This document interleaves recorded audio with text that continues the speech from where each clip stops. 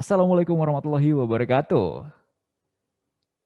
Selamat datang untuk Bapak Ibu semua di webinar bersama Spill University yang berjudul Productive Lifestyle. Hari ini kita sudah mengundang seorang pakar Productive Lifestyle yang memang masih muda dan sangat produktif. Terlihat banget dari profilnya. Nanti kita bakal share profilnya bersama-sama.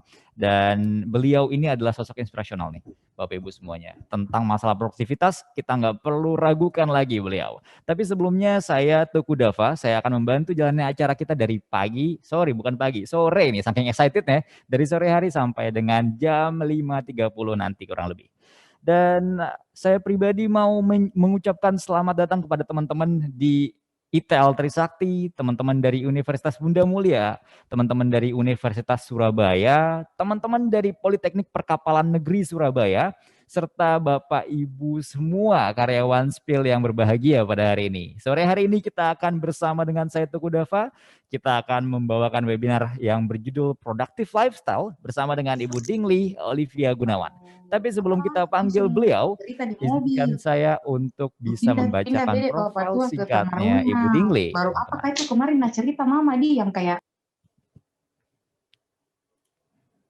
Oke, ini kita akan menunggu di share screen nama admin. Oke, bernama lengkap Dingli Olivia Gunawan. Beliau adalah CFO atau Chief Financial Officer dari Warna-Warni dan Gunawangsa.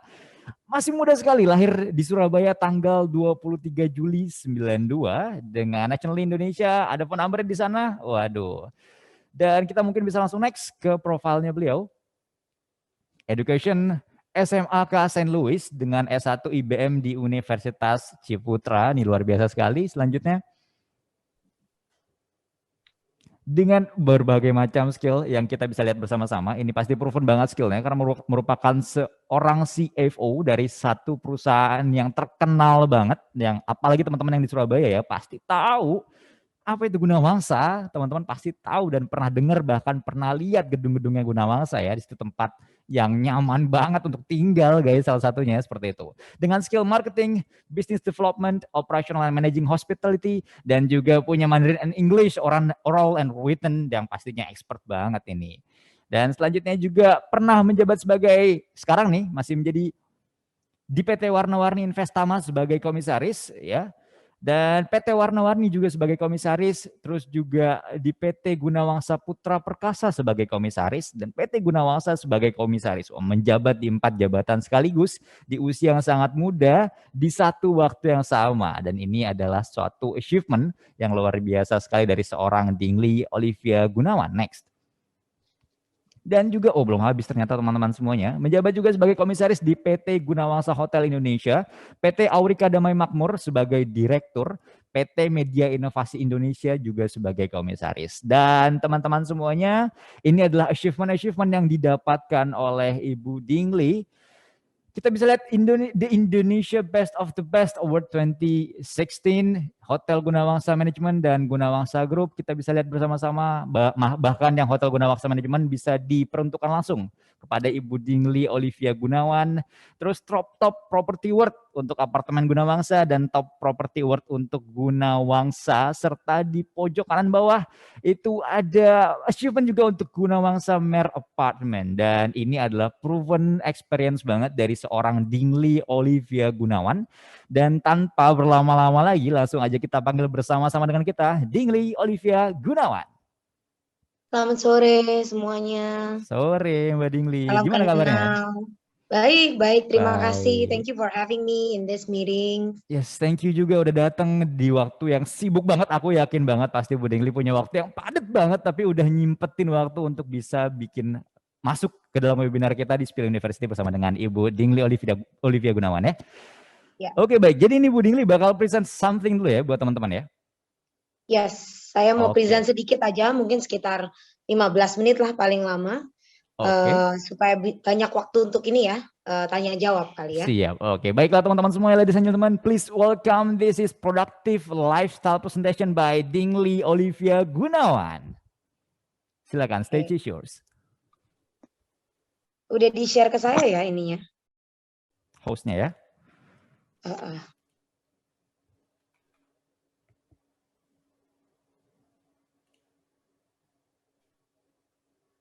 Udah dijadikan co-host. Oke.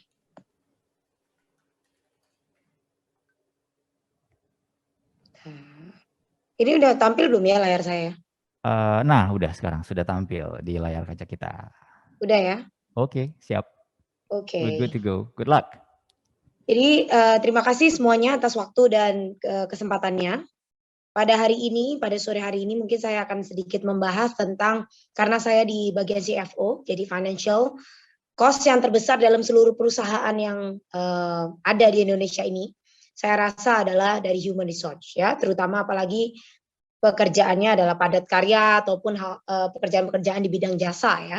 Di mana yang saya tanganin sendiri kan adalah apartemen, lalu jasa advertising dan juga jasa hospitality ya, hotel.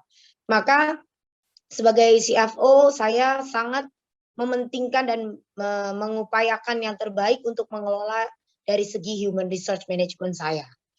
Untuk itu sore hari ini saya akan membahas dan menjelaskan sedikit tentang pentingnya human resource management dalam sustainability sebuah usaha.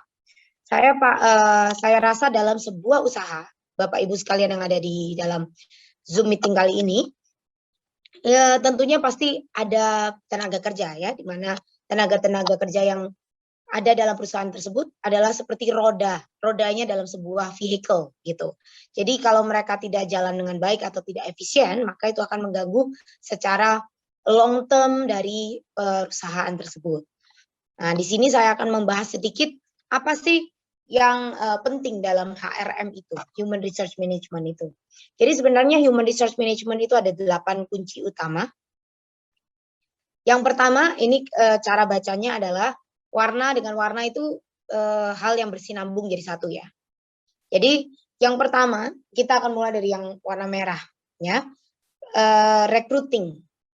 Ketika kita ingin merekrut seseorang, jadi ini seperti lingkaran begitu ya, rantai yang terus akan berputar dalam sebuah perusahaan. Ketika kita akan merekrut seseorang, yang perlu kita pahami adalah skill-skill dari yang kita butuhkan dalam perusahaan itu. Bagaikan orang bermain bijak catur, kita itu harus tahu dulu fungsinya orang-orang tersebut, orang-orang seperti apa dan kemampuan seperti apa yang kita harapkan untuk diposisikan di posisi tertentu.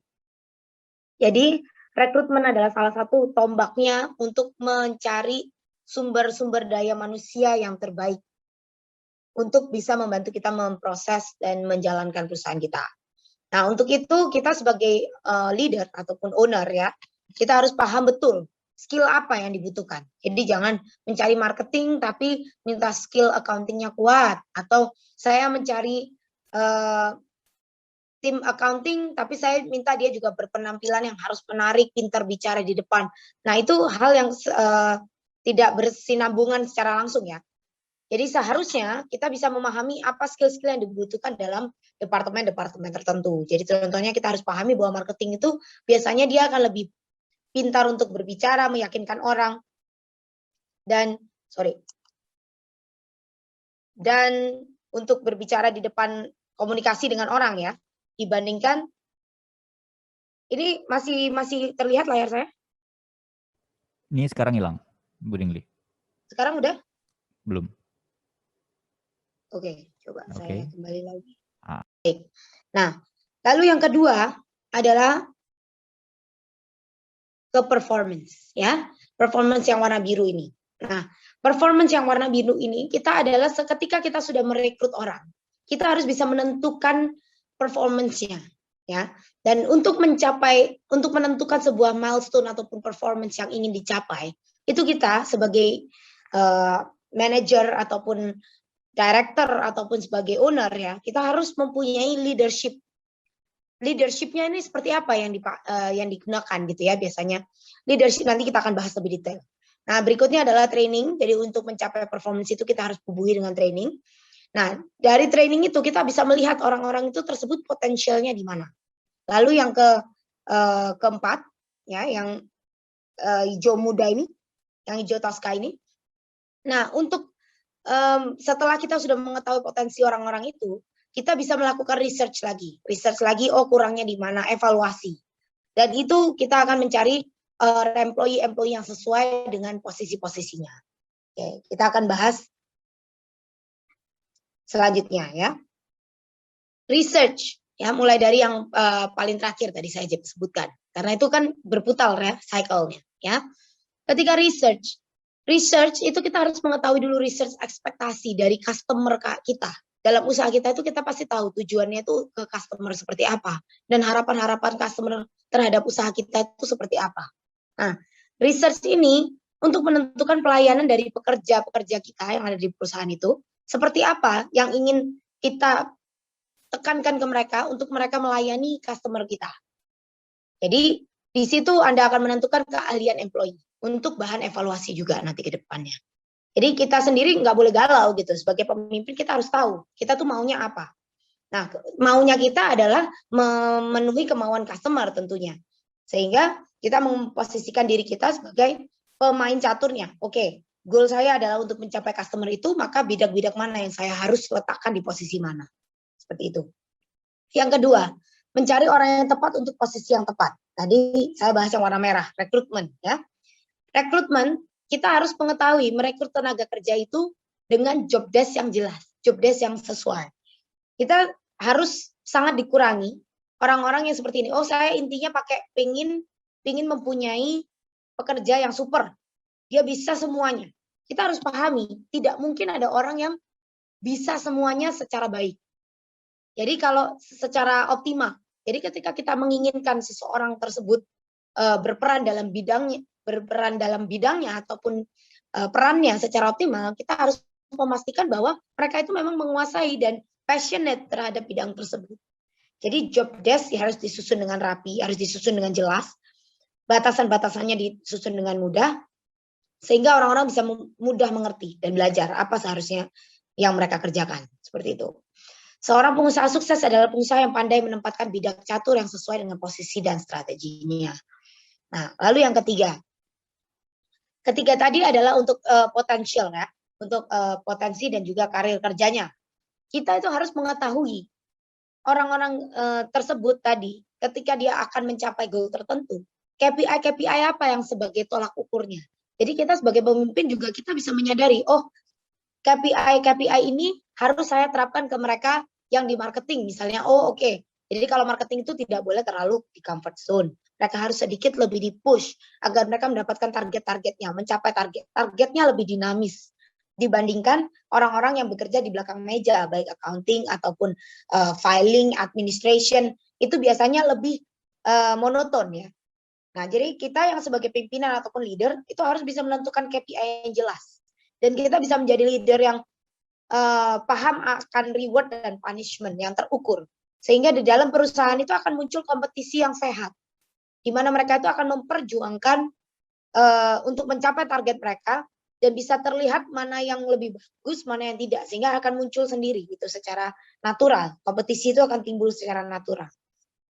Dalam perusahaan Jadi dalam perusahaan itu tidak serta-merta kompetisi itu buruk. Ada beberapa orang ataupun motivator ya biasanya menyatakan, oh di perusahaan itu harusnya merangkul, jadi orangnya itu bersatu, jangan ada kompetisi. Menurut pengalaman saya, tidak adanya kompetisi itu juga mengurangi semangat dan juga kecepatan kerja. Kalau ada kompetisi yang natural dan juga sehat gitu ya, itu akan lebih cepat growth-nya dalam perusahaan tersebut. Seperti itu. Nah, KPI yang jelas itu membuat lebih mudah untuk dicapai targetnya. Berikan training berkala. Jadi selain kita membuat KPI, reward dan punishment, itu kita juga harus memberikan training berkala untuk mencapai KPI. Jadi kita sebagai helikopter view lah ya, kita melihat dari atas. Oke, bagian saya nih, HRD saya nih agak kurang nih, atau marketing saya agak kurang nih. Kurangnya di mana? Kita berikan pelatihan, kita berikan pengawasan, kita berikan reward dan punishment yang sesuai dengan kinerja mereka. Itu juga untuk memotivasi mereka. Seperti itu. Lalu poin keempat, kita tularkan mindset. Tadi ada soal leadership dan potensial ya, karir gitu ya. Jadi kita harus membuat mereka itu berpikiran sama dengan cara pandang kita terhadap perusahaan tersebut. Kalau Anda owner ataupun director ataupun manager ya, untuk membangun tim Anda itu harus memastikan bahwa mereka punya pola pikir yang sama. Seperti apa pola pikir yang sama itu? Jadi saya selalu menekankan kepada staf saya, di mana ketika mereka join dengan saya, untuk staf yang managerial level, ya, saya selalu bilang Anda bukan lagi staf, Anda di dalam perusahaan ini adalah partner saya. Di mana kalau Anda tidak bekerja, saya juga tidak akan optimal. Di mana saya tidak bekerja, Anda juga tidak akan optimal. Sehingga untuk jalannya perusahaan ini kita harus sama-sama punya tujuan yang sama, goal yang sama, dan kecepatan yang sama. Dengan begitu mereka merasa punya rasa memiliki di dalam perusahaan itu. Nah, tetapi awalnya juga sangat sulit untuk merubah mindset. Nah, untuk merubah mindset itu dibutuhkan kesabaran dan juga repetisi dan konsistensi. Jadi kita harus sebagai pimpinan, leader itu tidak boleh hanya memerintah. Kita harus menunjukkan ke mereka how to do, how these things you expected to be done gitu. Seperti apa hal tersebut atau masalah tersebut Anda harapkan untuk diselesaikan. Gitu. Jadi saya selalu mengajarkan ke tim-tim saya, work smart, not hard. Jadi bekerja itu tidak harus hard aja. Yang penting itu smart, di mana Anda bisa memakai efisiensi waktu, manfaatkan teknologi yang ada, optimalkan productivity, sehingga itu akan berimbas langsung terhadap revenue yang bertambah. Nah, caranya bagaimana? Banyak caranya. Makanya saya selalu ajarkan mereka untuk selalu mau belajar, selalu haus untuk belajar gitu, sehingga mereka bisa memanfaatkan teknologi-teknologi yang ada di dunia ini. Kita harus bersyukur ya, di zaman sekarang ini kita sangat dimudahkan dengan adanya teknologi. Nah, poin kelima, di mana kita harus menggunakan teknologi untuk mencapai apa yang kita harapkan dengan kecepatan yang kita ekspektasikan, seperti itu. Jadi di dalam HRD sendiri saya gunakan teknologi tersendiri, di mana itu adalah Human Research Information System. Jadi kalau teman-teman di sini tahu, itu adalah seperti aplikasi, jadi web based dan juga aplikasi based untuk absensi, baik untuk pelaporan kinerja, pelaporan aktivitas karyawan, pengontrolan aset, hingga ke gaji, penghitungan gaji. Jadi tim saya tidak perlu lagi membuang banyak waktu untuk mengecek keterlambatan, mengecek selisih dari jam kerja, ataupun mengecek kinerja dari staf A, B, C di seluruh cabang saya hanya gunakan satu aplikasi dan itu real time. Jadi karyawan juga merasa lebih diperhatikan ya. Segala pengajuan mereka cepat, pengajuan reimburse ataupun pinjaman, loan, insurance, cover insurance cepat sekali. Jadi kita tidak hanya memberikan BPJS, tapi kita juga memberikan insurance untuk karyawan-karyawan kita, sehingga mereka juga merasa lebih diperhatikan, dijamin lah seperti itu. Karena kepuasan dan kesejahteraan dari staf kita akan berimbas baik kepada perusahaan kita, itu yang saya percaya. Jadi itu yang saya selalu tekankan, gunakan teknologi. Nah, di mana pengusaha muda sekarang itu harus melek teknologi istilahnya, harus update terus. Aplikasi itu sangat banyak, sangat murah, dan sangat mudah digunakan. Kesimpulannya, dari yang saya jelaskan tadi, ini adalah kesimpulan keseluruhan ya, dari setelah Anda membenahi ataupun menerapkan Human Resource Management yang tadi saya jelaskan, 8 poin yang bersinambungan itu, kita pertama-tama stepnya harus perhatikan kondisi cash flow. Kita harus buat planningnya dalam perusahaan untuk mengefisiensikan ya. Sehingga dengan kita mengetahui cash flow dan planning keuangan perusahaan Anda, kita bisa menentukan step apa yang berikutnya kita capai. Lalu efisiensi fixed cost yang terbesar. Nah, ini step-step yang biasanya saya lakukan ya untuk mengontrol setiap usaha saya gitu. Step kedua adalah efisiensi fixed cost yang terbesar. Di mana fixed cost-nya? Kalau memang di human resource, maka saya efisiensikan di human resource-nya. Bukan dengan mengurangi tenaga kerja, tapi dengan menambah produktivitasnya. Lalu yang ketiga, manfaatkan waktu untuk meningkatkan kualitas employee. Tanamkan mindset saling membutuhkan antara pekerja dan pemberi kerja. Itu yang selalu saya lakukan. Jadi di setiap pertemuan ataupun kesempatan saya akan selalu menyampaikan ke mereka bahwa saya pun sebagai pemberi kerja membutuhkan kalian. Dan kalian pun juga pasti membutuhkan kita, begitu. Jadi di sini saya membiasakan staf-staf saya untuk tidak harus ditanya ataupun diminta feedback. Mereka akan otomatis dan mengejar saya untuk mencari keputusan gitu. Jadi misalnya mau menanyakan sesuatu, mereka tidak akan menunggu. Mereka akan lebih mengejar saya. Itu yang saya selalu budayakan. Lalu yang keempat, kita punya persiapan untuk lakukan inovasi. Kita harus jeli dalam memanfaatkan peluang yang ada selama pandemi. Ini kan kita masih pandemi ya, kita belum tahu sampai kapan selesainya. Jadi kenapa perusahaan yang tadi banyak banget? Karena kita selalu evolving dan mengembangkan bidang-bidang usaha kami. Seperti itu. Lalu yang setelah kita bisa melakukan inovasi-inovasi tersebut, jadi semakin banyak misalnya inovasi yang Anda lakukan itu saling bersinambung, maka Anda bisa membagi cost-nya. Sehingga itu akan lebih efisien. Cost holding seperti itu. Misalnya cost kantor holding atau administrasi holding itu akan bisa lebih mudah dibagi karena revenue stream-nya bertambah. Lalu yang kelima, kita punya poin ini yang cukup penting ya. Manfaatkan sumber daya yang ada. Jadi kuncinya adalah kita harus memanfaatkan sumber daya kita yang ada. Kalau yang di sini teman-teman sekalian mungkin usahanya belum besar, kita manfaatkan yang ada. Oh, sekarang ada internet. Oh, sekarang bisa work from home, atau kita dengan adanya waktu luang lebih, kita bisa membuat atau mencoba usaha lain yang lebih. Seperti itu. Lalu kita juga harus mengurangi beban biaya tentunya ya untuk bertahan. Jadi di mana efisiensi itu sangat diperlukan. Itu mungkin sekian dari kita untuk mengelola manajemen waktu. Saya gunakan aplikasi, kuncinya begitu. Dan saya selalu menerapkan 5 poin penting ini dalam mengevaluasi dan menjalankan usaha saya. Oke, luar biasa sekali Bu Dingli. Ini materi yang singkat, padat, jelas, dan mengena sekali sih saya pikir untuk teman-teman semua.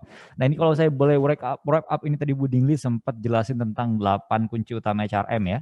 Ada recruiting, performance, training, research, skill, employee potential, dan leadership. Terus research juga dibutuhkan untuk menentukan pelayanan yang dibutuhkan dari pekerja-pekerja kita untuk melayani customer kita ya Bu Dingli ya. Betul. Selanjutnya juga ini menarik nih. Bu Dingli bilang tadi kompetisi yang sehat akan membuat growth yang baik. Wah ini insightful sekali. Selanjutnya Bu Dingli juga bilang tadi, untuk merubah mindset dibutuhkan kesabaran, repetisi, dan konsistensi. We need to show people on how to do something. Nggak hanya nyuruh aja. Oh ini remarkable banget nih yang ini nih ya. Terus perhatikan kondisi cash flow dan buat planning keuangan Anda, efisiensi fixed cost yang terbesar, dan manfaatkan waktu untuk meningkatkan kualitas employee. Tanamkan mindset saling membutuhkan ya Bu Dingli ya. Tuh. Terus persiapan untuk lakukan inovasi, manfaatkan sumber daya yang ada, kurangi beban biaya sama dengan membuat perusahaan dapat bertahan. Ini adalah materi-materi yang lengkap banget menurut saya pribadi untuk bisa dipaparkan ke teman-teman semuanya, khususnya untuk meningkatkan produktivitas perusahaan secara keseluruhan ya Bu Dingli ya. Nah, ini kita akan buka sesi question and answer nih dari teman-teman semuanya. Mungkin Bapak atau Ibu atau teman-teman dari Universitas Partnership kita bisa langsung ajukan aja pertanyaan apapun yang ingin ditanyakan karena sekarang lagi ada expertnya di sini. So, kita bakal tanyakan sebanyak-banyaknya. Kita masih punya waktu sampai dengan 17.30 untuk bisa bertanya banyak hal tentang productivity ke Bu Dingli. Nah, mungkin dari mulai aku dulu ya Bu Dingli ya. Mungkin karena sambil kita menunggu pertanyaan-pertanyaan ya Bu Dingli. So, Bu Dingli menjabat sebagai CFO, menjabat sebagai komisaris, direksi di berbagai macam perusahaan ya. Tadi Bu Dingli sudah sempat sebutkan bagaimana caranya Bu Dingli memanage perusahaan seperti itu ya. Nah sekarang bagaimana caranya Bu Dingli co-op your professional work with your life gitu. Karena menurut aku dengan banyaknya kegiatan yang Ibu Dingli lakukan, there will be a very hard kayak banyak banget hal yang harus dilakukan dan effort untuk bisa having work life balance itu pasti tinggi banget kan. So what are you doing right now for your work life balance? Silakan. Oke, thank you for the questions. Jadi karena saya juga milenial ya, jadi saya selalu memanfaatkan waktu saya itu se-efisien mungkin. Caranya ya I always woke up early. Jadi karena saya juga sekarang lagi ngeliatin pasar saham dan segala macam. Jadi woke up early, lalu setiap malam paling tidak saya sempatkan waktu untuk baca berita. Jadi saya juga nggak ketinggalan dari berita yang ada di luar sana, nggak cuma do the work.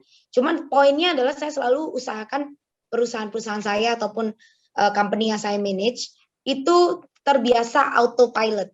Jadi bukan hanya autopilot secara tidak diawasin. Saya selalu mengawasin, tapi saya mengawasi dengan yang pintar. Tadi saya bilang kan, work smart, not hard. Jadi pada dasarnya semua perusahaan itu saya sih masih, walaupun milenial, saya masih menganut ajaran yang lama ya. Jadi saya tidak terlalu percaya ada perusahaan yang didiamkan sendiri, biarkan uang bekerja untuk Anda. Menurut saya itu tidak mudah untuk dijalankan. Dan saat ini saya belum bisa menemukan yang seperti itu.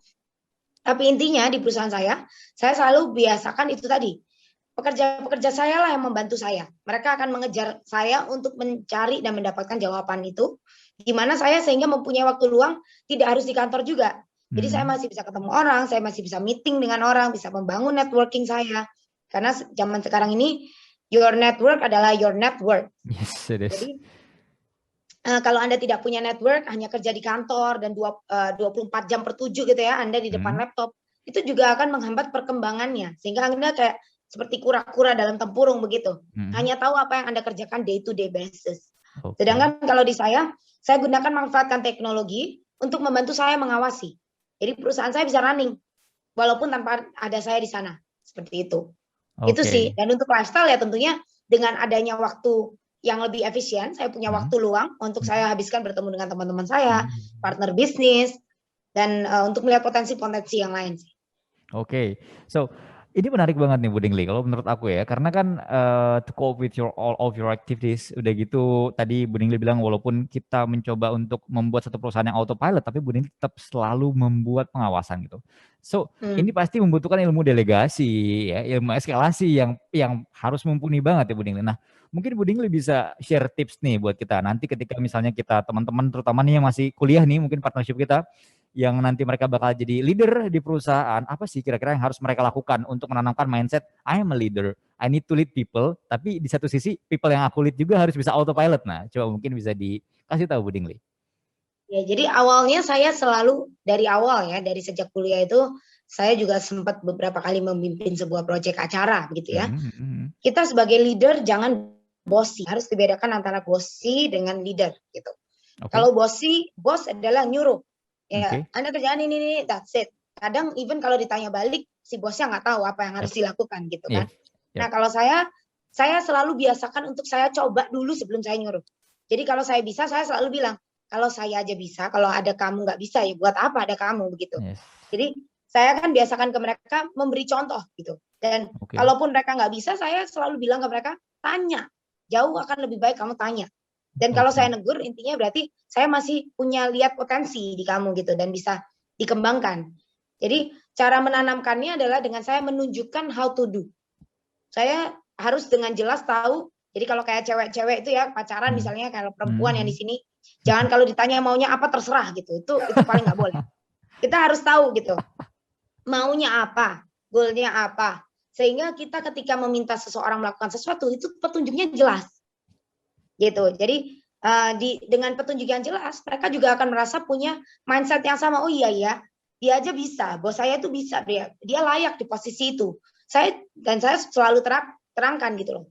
Di dalam sebuah perusahaan saya yang saya pimpin terutama yang Gudang Wangsa Group dan Warawari Group, itu kita tidak pernah menjanjikan sesuatu yang terlalu visioner sehingga Anda tidak bisa ikut ke sana gitu. Jadi kita selalu menyajikan sesuatu yang realistis. Kalau Anda bisa mengerjakan ini, maka ini akan tercapai. Kalau ini udah tercapai, ini akan tercapai. Selalu ada stepping yang jelas. Seperti itu sih. Jadi di sanalah mereka bisa melihat kita sebagai leader gitu. Siapa sih yang harus saya ikutin, siapa yang harus saya turutin, dan ketika saya mengikuti stepnya ini, oh ya ternyata berhasil loh, ternyata benar loh. Ya, mungkin memimpin dengan example ya, to lead is to give example ya, Bu Dingli ya. Dan juga Bu Dingli juga tadi sempat mention kalau kita itu harus bisa menjadi orang yang memang harus tahu key takeaways dari setiap hal yang kita mau lakukan, definition of goals dari semua hal yang dilakukan sama bawahan gitu ya Bu Dingli ya. Oke, nah ini ada pertanyaan nih menarik banget. Ini juga nyambung nih sama pertanyaan aku sebenarnya tadi mau aku tanyakan. Dari usia Miss Olive, Miss Olive yang masih muda, tentunya di lingkungan kerja ada tim yang usianya lebih tua dong. Bagaimana menyikapinya dalam pekerjaan? Terus ada pertanyaan lagi nih, problem yang sering menghadapi tim yang secara usia di atas Miss Olive bagaimana? Dari Pak Prasetyono Adi Nugroho, silakan Miss. Oke, jadi thank you banget pertanyaannya. Ini saya sering buka kelas ini di beberapa webinar ya, mengenai family business. Karena yang saya jalankan ini kan family business ya, saya tentu bukan founder. Saya adalah successor lah istilahnya seperti itu. Dengan kakak-kakak saya juga. Nah tentunya dalam perusahaan yang saya pimpin ini ada beberapa staff yang usianya bahkan usia kerjanya lebih tua dari usia saya, gitu ya. bahkan usia kerjanya. Jadi otomatis Usia kerjanya usia ya. orangnya ini pasti lebih di atas saya, gitu Yap, kan? yap, yap. Nah, jadi kalau saya selalu menerapkan bahwa saya selalu mendengarkan apa yang mereka berikan masukan. Karena dimanapun saya percaya bahwa jam terbang itu ataupun jam terbang apa pengetahuan yang lebih, pengalaman yang lebih itu adalah guru yang paling berharga gitu. Oke. Jadi ketika mereka memang di atas saya ataupun sudah lebih lama mengerjakan hal tersebut, saya akan selalu tanya pendapatnya. Kalau ada case seperti ini, menurut Anda bagaimana? Gitu. Biasanya bagaimana? Nah, di situ saya baru bisa mengecek dengan nalar saya ataupun pengetahuan saya gitu kan. Cocok nggak ya? Masuk akal nggak ya? Make sense nggak ya? Kalau nggak make sense, oke, saya tuh sedikit saya rubah begini. Nah, tentunya pasti ada penolakan Oke. awal-awal. Mhm. Ketika adanya penolakan itu, seperti contohnya ya, dulu perusahaan saya itu segala payroll atau apapun itu pasti pakai manual. Oke. Nah, karena ada ketakutan lah nanti begini begitu, ada hal-hal yang dirasa concern lah bagi mereka. Hmm. Nah, caranya adalah kita harus tanya dulu concernnya di mana. Nah, setelah kita tahu concernnya, kita baru carikan obatnya apa. Nah, kalau sudah obatnya apa, kita kasih jangka waktunya. Jadi, untuk melakukan trial itu kita harus presentasi, ya do as a professional aja. Jangan kayak, Oke. mentang-mentang anak bos gitu ya. Jadi saya Mhm. pokoknya jalankan ini, nggak bisa. Yap. Saya selalu biasakan, oke, propose dulu. Bikin planningnya dulu. Kalau melakukan ini, efisiensinya di sini, loss-nya di sini. Jadi semua itu terhitung. Kalau Oke. sudah jelas, baru kita coba. Oke, berarti gini, jadi kalau kita lakukan ini bisa untungnya di sini. Hmm. Kalau terjelek ruginya itu sekian. Jadi kita bisa jelas Oke. Oke. seperti itu. Itu sih. Jadi ketika ada yang lebih tua itu saya akan buktikan dengan mempropos mereka, membuka pikiran mereka, mengusahakan mengarahkan mereka seperti cara pandang saya. Kalau masih nggak Oke. bisa, ya saya akan coba dengan skala yang paling kecil. Oke. Gitu. Nanti kalau sudah terbukti baru saya akan tunjukkan nih, saya bisa nih dengan begini. Jadi menurut saya ini lebih efisien. Oke, oke, baik, berarti baik lagi betul lead by example ya, karena memang resistensi itu harus dilawan dengan example begitu ya, Bu Dingli ya, betul. Jadi ini, Example dan juga itu pelajari di mana sisi concernnya, itu yang penting. oke, visi concernnya di mana ya, betul. Ini Iya. kelihatan banget kalau Bu Dingli itu setiap ngambil keputusan tuh pasti pasti banget ya, selalu menimbang baik buruknya keputusan, selalu punya definition of goal, selalu punya ladder yang mau dilewati nih kelihatannya kalau misalnya aku lihat dari Bu Dingli ya, karena dari segi cara memimpinnya saya yakin banget teman-teman yang ada di perusahaan Bu Dingli sekarang merasa terbantu banget dengan gaya pemimpinannya Bu Dingli sekarang ya, karena mereka pasti bisa dapat sesuatu yang ketika mereka nanya tuh pasti arahan yang diberikan tuh benar-benar jelas dan terstruktur begitu Bu Dingli ya. Ya, semoga Oh. semoga. Oke, ini ada lagi yang bertanya Bu Dingli. Dari teman-teman dari ITL Trisakti nih. Izin bertanya Miss Olive, saran untuk fresh graduate untuk mempersiapkan dunia kerja. Oke, ini menarik juga pertanyaan. Silakan Bu Dingli. Oke, jadi dulu saya ketika start untuk fresh graduate ya, untuk memulai kerja, jangan pilih-pilih untuk pekerjaan. Oke. Karena nggak ada yang namanya pengalaman itu tidak mengajarkan apa-apa. Itu nggak ada. Jadi tidak mungkin ada pengalaman yang terbuang sia-sia. Menurut saya seperti itu. Oke. Jadi ketika Anda fresh graduate, itu adalah justru momen-momen terpenting bagi Anda. Itu adalah golden moment-nya. Kalau ada, jam itu ada golden hour, ini adalah golden moment. Oke. Di mana Anda umur usia masih muda, semangatnya masih ada, tenaganya masih ada, Anda punya waktu lebih untuk mempelajari banyak hal. Jadi jangan pernah memilih-milih pekerjaan. Oke. Dan jangan menjadikan gaji sebagai patokan utama. Ya, karena ketika Anda fresh graduate mungkin yang masih belum berkeluarga gitu ya, itu adalah momen paling baik di mana kalian itu masih belum punya tanggungan yang terlalu besar atau mungkin yang harus membiayai keluarga ataupun orang tua ya. Yap, yap. Itu bisa menjadi salah satu concern. Cuman selalu perhitungkan di mana ada spare ataupun opportunity yang akan Anda dapatkan. Jadi jangan saya pokoknya gaji harus sekian, kalau nggak sekian saya nggak ambil. Padahal di situ Anda bisa mempelajari lebih. Nah, jadi selalu manfaatkan masa muda Anda, waktu Anda itu di atas segalanya untuk menjadi batu untuk membangun karir kalian. Begitu. Oke. Jadi jangan membuat gaji itu sebagai patokan karir. Gaji adalah bukan penentuan karir Anda. Skill Anda sendiri itu yang akan Anda bawa sampai mati.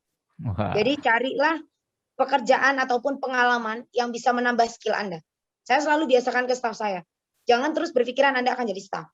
Oke. Aim yang paling tinggi, mau jadi manajer, direksi, aim yang paling tinggi. Nanti pun kalau Anda punya kesempatan di luar yang lebih baik, why not go ahead, seperti itu. Oh, keren banget nih memang Bu Ningli. Mindsetnya luar biasa. Memang mindset seorang leader banget nih. Bu Ningli, ada lagi pertanyaan nih dari Bu Lydia dari Spill nih. Mungkin dari Pak Zamzuri dulu, sorry. Dari Pak Zamzuri dulu. Izin bertanya, kenapa sih kualitas dan tingkat produktivitas tenaga kerja di Indonesia selalu dinilai rendah? Terima kasih. Wah, ini menarik nih, Bu Ningli. Silakan. Jadi gini, kita kalau membanding, kenapa dinilai rendah? Karena menurut saya itu selalu dibandingkan dengan luar negeri ya. Dimana di luar negeri itu seperti ini, satu hari bisa menghasilkan sekian-sekian. Tapi setahu saya belum pernah ada yang membahas kenapa begitu. Hanya bilang kurang baik aja, kurang baik. Nah, kalau yang saya ketahui ya, kalau yang menurut pengalaman saya yang saya sudah jalani gitu. Tenaga kerja di Indonesia ini kenapa kurang produktivitas? Karena pendidikan yang mereka terima itu tidak rata gitu ya. Jadi yang di kota sama yang di daerah pinggiran yang di sekolah ini itu nggak rata. Jadi yang di tengah, misalnya yang di daerah tengah itu lebih cepat pelajarannya, lebih bagus gitu. Sehingga orangnya itu bisa lebih mudah mengerti dan segala macam. Sedangkan yang di daerah, walaupun mungkin kelasnya sama, pelajarannya nggak sama. Nah, itulah yang membuat fondasinya itu berbeda. Kalau sempat lihat di YouTube ya, anak-anak zaman sekarang mana diajari bahasa Indonesia, mana diajari pantun-pantun, nggak diajarin. Padahal itu sebenarnya bisa membangun mindset dan juga nasionalismenya. Ketika nasionalismenya bagus, mereka akan berusaha, oke, Indonesia nggak boleh kayak gini nih, kita harus berubah nih. Nah, sedangkan enggak kan, kebanyakan anak-anak yang zaman sekarang demo ikut demo, ini ikut demo, mereka nggak tahu tujuannya apa. Jadi kayak anak ayam yang nggak diarahkan. Itulah yang membuat produktivitasnya kurang baik menurut saya. Nah, ketika dia masuk ke dunia kerja, di mana pemimpinnya juga birokrasinya tinggi sekali dan tidak ada yang mengajarkan harus bagaimana. Kebanyakan perusahaan adalah menerima orang yang sudah matang, yang udah bagus katanya. Ya tentunya yang udah bagus ini lama-lama semakin sedikit dong. Kita harus sediakan juga tempat di mana kita mengajari atau memberikan kesempatan mereka untuk belajar gitu, berkembang. Nah, lalu kenapa produktivitasnya kurang baik lagi? Ya itu tadi, kembali lagi ke mindsetnya. Jadi sekolah pun di sini mindsetnya apa? Guru yang ngejar-ngejar, ngumpulin tugas. Kalau di luar negeri berbeda. Jadi nggak ngumpulin tugas ya udah kamu nggak dapat nilai, nggak lulus, bayar aja terus. Gitu. Nah, hal ini yang harus ditwist, pola pikirnya yang harus ditwist. Karena every one of you di sini, setiap orang di sini itu sebenarnya punya kesempatan yang sama untuk bisa menjadi sesuatu gitu. Nggak harus skala besar, tapi paling nggak be the best of what you're doing gitu. Jadilah yang terbaik terhadap apa yang Anda kerjakan. Begitu sih. Oke, ini remarkable banget. We need to twist our mindset ya, benar banget ya. Kalau misalnya mindsetnya udah bagus, kita akan berlaku bagus begitu ya, Bu Ningli ya. Betul, nggak apa-apa, saya jagonya di marketing. Udah fokus marketing terus. Hajar aja terus di marketing. Nanti pun one day Anda akan mendapatkan karir yang sangat cocok gitu. Kejarnya ke sana, fokus gitu. Kalau sekarang, kalau di Indonesia kan enggak, mata pelajaran nyampur gitu semua. Ada yang bagus di bahasa, ada yang nyampur di sini enggak fokus gitu. Oke. Nah ini ada lagi pertanyaan yang tadi sebenarnya udah dijawab pertanyaannya. Mungkin aku bisa tambahkan pertanyaannya. Jadi pertanyaannya gini nih Bu Ningli. Bagaimana menghadapi karyawan atau tim yang susah atau tidak mau diimprove atau berkembang miss? Nah mungkin kalau aku tambahin, gimana caranya kita sudah menunjukkan sesuatu, ya kita sudah menunjukkan contoh kepada karyawan tersebut, tapi mereka banyak excuse-nya. Kan Indonesia terkenal dengan excuse-nya ya, Bu Ningli ya. Jadi ketika kita sudah sebagai leader nih, ketika kita sudah mengajarkan tentang gimana cara mengerjakan sesuatu, tapi it end up with excuses with our staff gitu. Apa yang biasanya Bu Ningli lakukan? Silakan. Jadi kalau saya puji syukur juga ya, turnover di perusahaan saya tidak terlalu besar. Tetapi saya juga cukup dikenal orang yang memberikan kesempatan itu ada batasnya. Jadi saya selalu beritahu bahwa pemimpin itu juga harus tahu exit-nya. Tadi kan saya sempat bahas ya di 8 poin penting adalah evaluasi. Ketika seorang ini memang tidak mampu dan dia tidak mau keep up, kalau tidak mampu, Anda bisa carikan kemampuan yang lain. Tapi yang paling sulit, penyakit yang paling nggak ada obatnya adalah tidak mau. Nah, kalau sudah tidak mau diapain juga nggak bisa, karena kan udah tidak mau gitu. Jadi kita juga harus melihat ya dari dasar orangnya sendiri. Nah, kalau udah karakter itu susah sekali dirubah. Kita mau masukkan mindset itu susah. Jadi memang harus dieliminasi gitu. Kalau memang orang-orang yang tidak bisa keep up, atau tidak mau keep up, Kalau tidak bisa, kita masih bisa usaha carikan tempat yang dimana dia bagus. Oke. Nah, tapi kalau memang tidak bisa lagi, ya berarti tidak kurang gitu ya, kemampuannya kurang. Maka ya terpaksa memang kita harus pisahkan. Kalau misalnya penyakit dalam sebuah tangan itu harus ada part yang diamputasi, ya kita harus amputasi. Oke. Gitu. So mau nggak mau itu dilakukan ya. Oke, Ya oke. harus tegas juga sih, harus tegas juga Betul. karena kita harus sadar ya, dunia kerja apalagi dunia nyata ini tidak ada keadilan yang sama rata. Itu Oke. nggak akan pernah ada keadilan yang sama rata. Adil itu tidak berarti sama rata. Adil itu adalah memberikan sesuatu yang sesuai dengan yang udah dikerjakan orang itu gitu maksudnya. Adil itu adalah sesuai porsinya. Itu menurut saya. Jadi kalau Oke. memang dia tidak bisa menerima porsi yang besar itu, ya jangan berikan ke dia karena masih Oke. banyak ratusan di luar lain yang membutuhkan porsi itu gitu. Oke, very insightful. Ini insightful banget ya.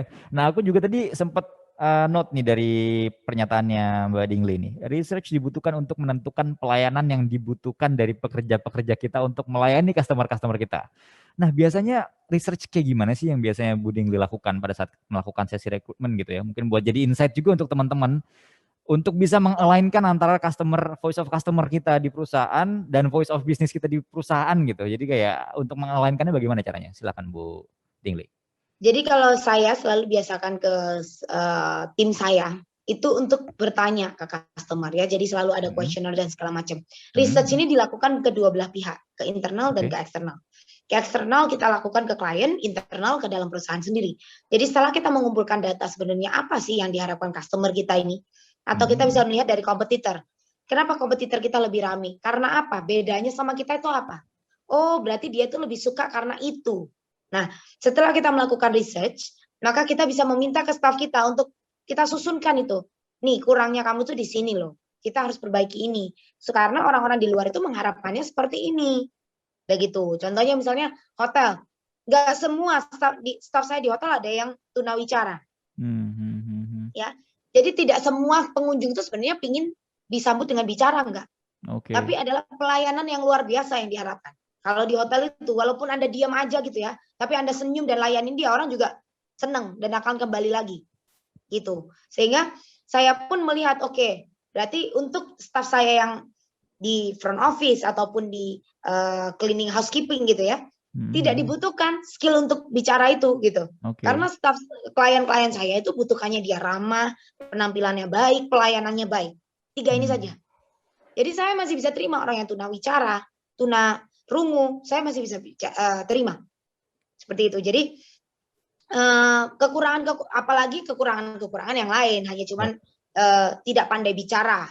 Yep. Ya kita bisa kerahkan cara yang lain gitu. Oh, dia tidak pandai hitung-hitungan.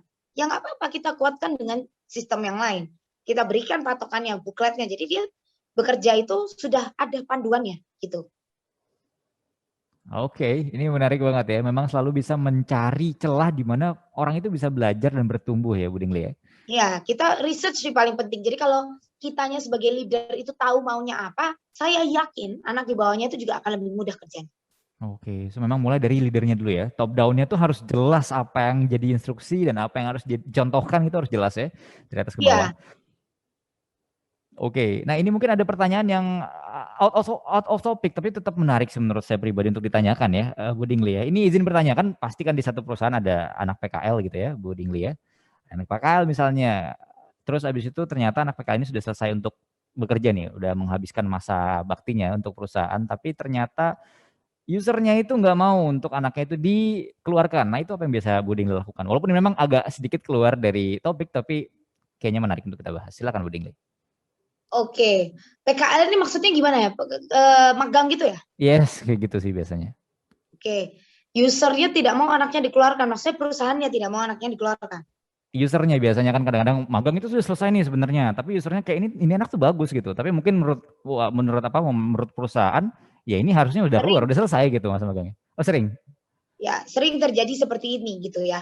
Jadi kalau kita biasanya, saya selalu budayakan bahwa manajer-manajer saya ataupun supervisor yang di bawah-bawah saya itu bisa promote lah. Itu saya Oke. selalu tanyakan gitu. Ini kalau yang memang bekerja di suatu perusahaan mungkin itu bisa diberikan masukan ya. Jadi saya selalu kalau sesama teman bisnis ataupun apa, saya selalu bicarakan ke mereka bahwa usaha gimana pun yang nyari dari dalam itu akan jauh lebih bagus daripada Anda nyari lagi dari luar. Gitu. Dia sudah magang, udah coba dan bagus, sedangkan usernya yang mungkin yang di atas dia langsung nggak mau dikeluarkan, tapi perusahaan bilang, oh masa magangnya sudah selesai gitu kan. Nah itu menurut saya sayang sekali, karena mencari orang yang bagus itu nggak mudah loh. Yap. Jadi kalau di saya sih sering terjadi magang yang menjadi tetap gitu.